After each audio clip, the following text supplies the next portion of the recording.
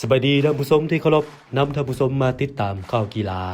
ผลงานของคณะนักกีฬาคนพิการทีมชาติลาวในการเข้าร่วมงานกีฬาคนพิการอาเซียนหรืออาเซียนพาราเกมครั้งที่13ที่นครราชสีมาประเทศไทย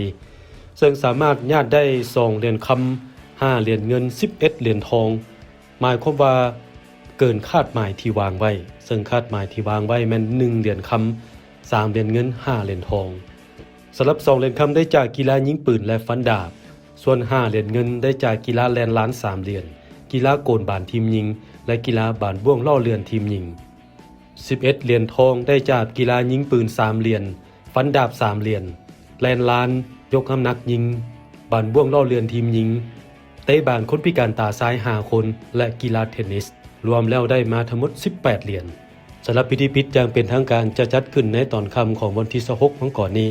และคณะนักกีฬาลาวสุดนี้จะเดินทางมาถึงสปป.ลาวในตอนแรงของวันที่27มังกร